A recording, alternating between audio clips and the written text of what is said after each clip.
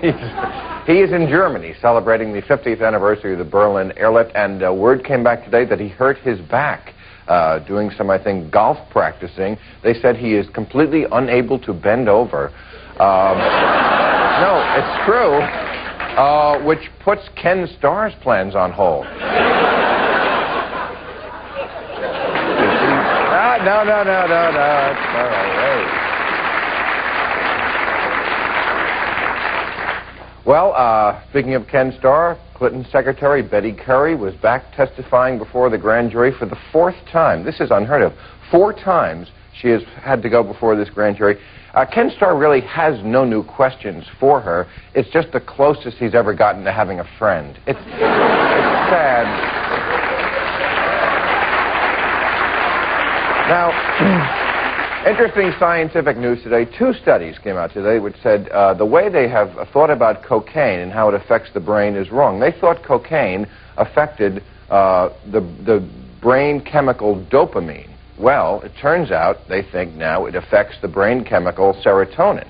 Because in lab tests, mice minus dopamine did not get addicted, but they still bought it for their girlfriend.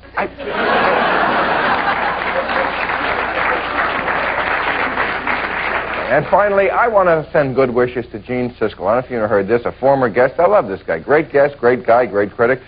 Well, he had some problems. He had brain surgery. He's going to be okay. Gene Siskel will be okay. They say, however, for the rest of his life, he may have to take Viagra to get his thumb up. All right, thanks for coming. It's all been satirized for your protection.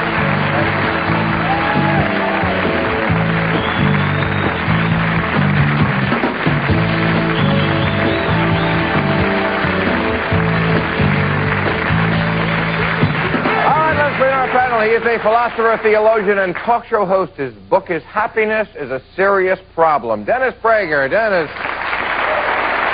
Good to see you. How are you? Good to see you. He is a former talk show host and contributing editor at Playboy. Right now he's a correspondent for CNET. Ron Reagan. Hey, Ron. Good to see you. How are you, pal? Her upcoming book is called Hey Ladies, the VJ who needs no last name, Kennedy. Hey, kitten. How are you? Good, how are you? And finally, his upcoming book is The Other Great Depression. That's funny. And his next series is Showtime's Rude Awakening, actor, comedian, and suitable case for treatment, Richard Lewis. Godfather, how are you? All right. I'm overdressed. I'll be right back. Oh, God. Here we go. You look fabulous. My book. Yeah. What's that first word? Happiness? Yes, sir.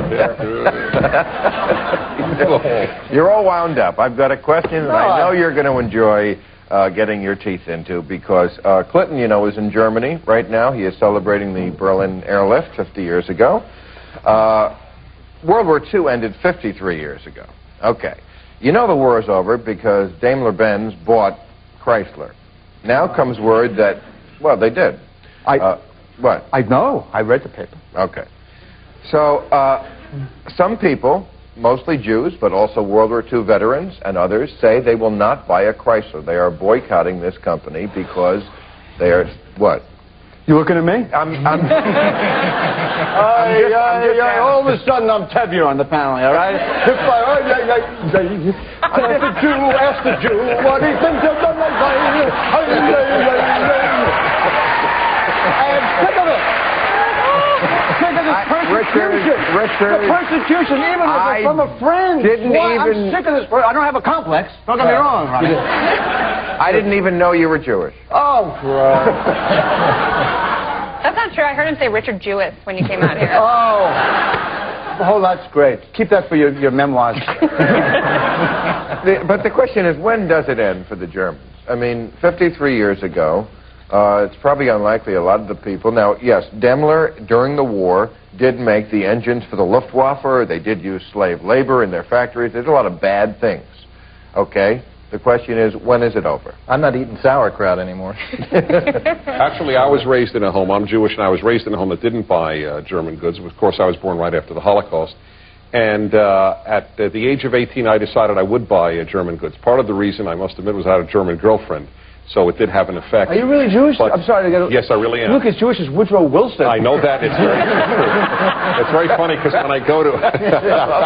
Well, Wilson was Jewish. You didn't know that. It's a factor. Anyway, at about 18, I decided that I would. And my theory was, look, in Judaism, at 13-year bar mitzvah, that's the time that you're responsible for your behavior. How many Germans were even 13 during the Holocaust? Right. And it's time to see that there is a new generation of Germans. And unlike the Japanese, the Germans have taken a massive responsibility for their atrocities. Yes. They put up a statue, a monument at the Daimler-Benz plant in Stuttgart for the, the slave labor who they Is this a real issue, though? I mean, are people actually People are actually boycotting. Is it a lot of people, or is it just one person who is spoken up and then No, there are many people. Just like you said in the Wall Street Journal article, World War II veterans, there are people, World War II veterans who won't buy Japanese to this day. Right, yes. Who just, they're bitter. I mean, they lost their dearest ones to an attack, And I think it's going to just gradually erode after time. Also, with multinational corporations, you don't know where anything is made anymore. It's almost impossible to boycott something because everything is made everywhere. Even an American car has 42 different parts. Do you think Germans today are any more anti-Semitic than anywhere else in Europe, or any more racist than anywhere else in the world? What you say erode, I understand your point. What shouldn't erode is the event. That unbelievable event, the Holocaust. But, as a Jew, I feel I can understand some Jews, or not just Jews, anyone who has any modicum of decency, could be watching, say, quickly a documentary on the Holocaust, and then your lover can say, gee, we were going to go to that travel agent, and you sit down and you go, do you want to go to? We have two things here. We have Maui or Munich. Oh, screw Munich. I don't want to. I mean, it's an emotional issue. But really, with time, I think we should never forget. But I mean, really, there's new people who were never born then, who aren't it's not even the German company. It's any company who has any neo-Nazi, sympathies, that I would have trouble with that. But not companies that were already existing. Granted, some of them have some. Mitsubishi built the Zero. Exactly. During the war. Exactly. You used that, I mean, German scientists got us to the moon. Werner von Braun. Oh, absolutely. I mean, also, I used to say to Jewish groups, because I speak before Jewish groups a lot, I'd say, I don't understand. You're boycotting Volkswagen, which does business with the Jewish state, and you are buying Toyotas, which is boycotting the Jewish state. This is no longer, but this was in the 70s and 80s. I said, I don't quite understand, and they didn't realize what they were doing.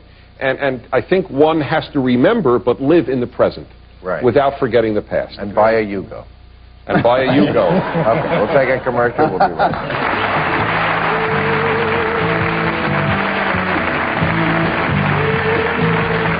Well, just to show you how far society has come in 50 years, Holocaust we're talking about. Now the issue is erections for the poor. I'm not kidding. Viagra is being covered. Viagra. Just the poor? Viagra. Viagra's the fake one. Like Viagra. Right. Yeah. Okay. Anyway, it's the drug for impotence that helps with that thing. All right. 11 states and the District of Columbia are giving Viagra for the poor. It's covered by Medicaid. Medicaid is the plan for the poor, and they are giving. In Utah, you get 10 pills a month. That's a good state. Florida and Alabama, you get 4. Ooh. What's the argument for not giving Viagra? The dentists? What's the argument for not giving it to the poor? Big government. Hello, Ron Reagan. No, not even. No, medical condition. No, not a matter of big government. The argument it's a medical is condition. It's not. Why shouldn't it be? It's not a medical condition. Impotence is not a medical condition. Well, it may or may not be, but it's a quality of life condition. I mean, why don't we give people hot tubs? They will perform better. The impotence that Viagra takes care of is a medical condition. We should just go ahead and masseurs. We should give them. Isn't a bad back? Should get a massage. We should create a new tax for Viagra. Get them a hooker. Get the government to pay for it. Oh, great. If it might be cheaper. If the poor have a right sure they do. Isn't there a bigger picture here? First of all, I never got to how many erections do the poor have a right? I mean, is there a number? We could not afford it for the poor, I must say. First of all, you can't get an erection in Utah. I even tried this. I drank in every pool. That's number one. Number two, I'm opposed. I like the government helping the poor for maybe a roof over their head and some food. You know, let them get a their own. Right, exactly. I'm going to have to agree with Richard there. I mean, but why isn't a company that's marketing and distributing Viagra, why don't they give it to the poor? Absolutely. Give it to the poor. It's like their stock has gone up like 300%. Let me ask you, though, are there any other medical conditions that you don't want the poor to be treated for? Yeah, well, I mean, brain tumors and... That's absolutely... I mean, no, you can't seriously compare this to a brain tumor. I didn't. Kennedy did. All I said was it was a medical condition, and they have a right to be treated for a medical condition. But people are abusing the system so much nowadays with frivolous lawsuits. What does that have to do with the pill? Insurance claims that insurance premiums are going through the roof. It makes insurance expensive for everyone else when everyone's like, oh, this is a medical condition. Oh, my dizziness is from my car accident. That doesn't have anything to do with What would you not fund the poor for? Why would I? What would you not fund the poor for? What about stress? I'm an aggravated poor person. That's much worse than impotence. What about breast implants? Well, that's not a medical condition, unless, of course, it's reconstructive surgery. Come on, but people have to get jobs, and you can't get away from. We don't help. Is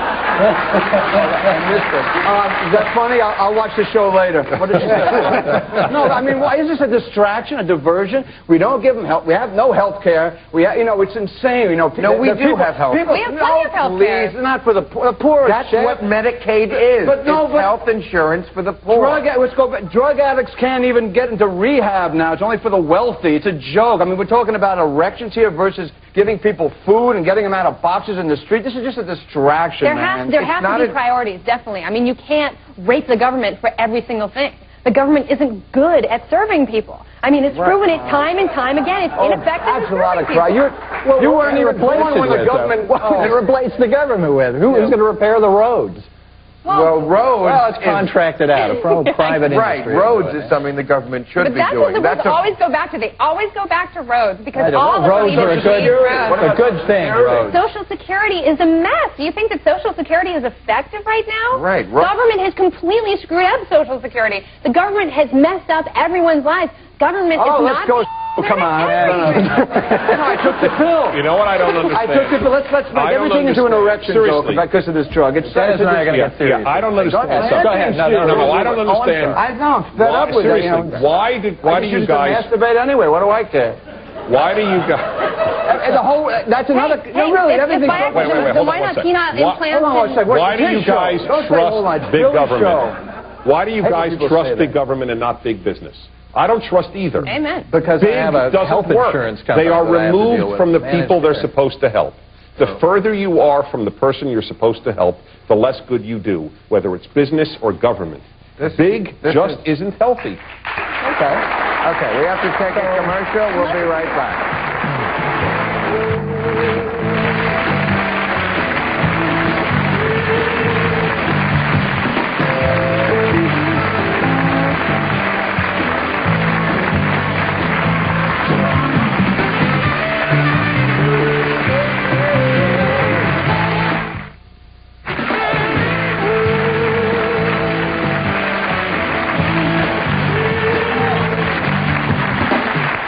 We're talking about the fact that it's not the size of big government, but how you use it. And I think it's pretty ironic that the four of us are trying to convince someone named Ronald Reagan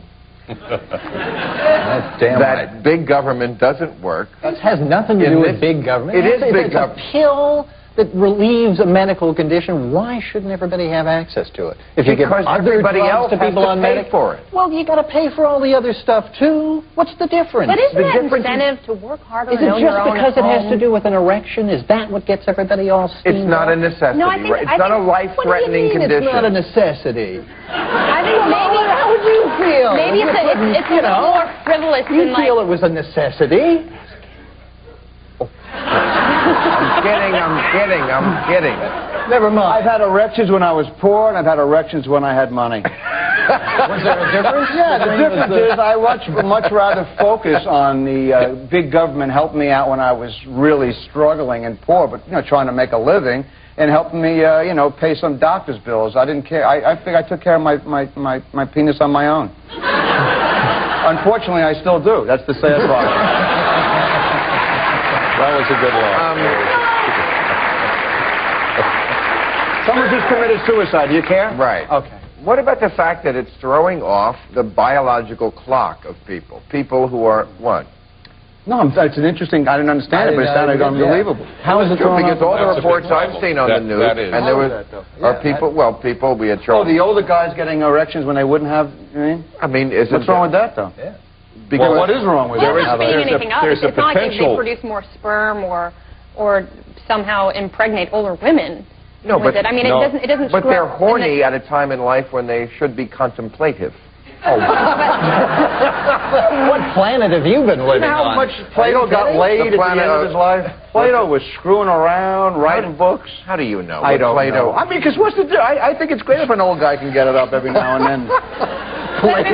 It's not just old people. It's not like 80 and 90-year-olds. I mean, there are some 35, 40-year-old men who have problems with impotence and they can't date. It's impossible to have a relationship in the blossoming stages for men in this society without. Well, when you hear the word blossoming stage from a woman, you'll never get it up. No,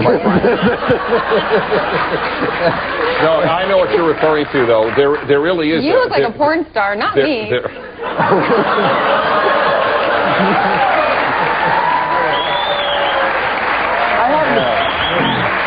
know, I really respect. I have no idea why you applauded on that line, except that you mocking, judging anyone, you know, in your Nixon track outfit. I don't even know what that is. I mean, how far to the right can you run, really? I don't know what that means. You do look like a porn star, though. I never saw Nixon in Adidas, but I'd love to. Okay. How far out? All right, here's the danger that you were raising. I do it. Dennis is going to tell us the danger. No, this was... Man with the tie has a comment. Man with the tie. Man with the tie has a comment. Okay, hurry. I got to get in credit tonight. Come on. You may have a lot of older guys now being able to do what they can do, and perhaps trading in their older wives for younger women. And like that could do it anyway. For that. No, they don't do it. No, it's not true. Once these guys have this virility, and they, oh my God, listen, the only reason I hung around all these years was because I couldn't get it up anyway. No, I'm not saying it's a lot, and I'm not saying it's a beautiful thing. I'm saying in reality, the New York Times had a whole article on this. There's a lot of social disruption that may follow this pill. The pills have big impacts in life. But I think breast implants had more to do with adultery than Viagra. Well, don't you think that men who are old people are getting breast implants? I didn't even want to go there. I mean, that's just not right. We have to take a commercial. We'll be right back.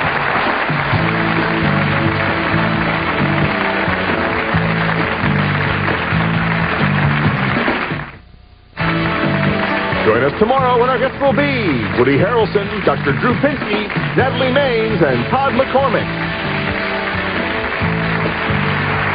All right.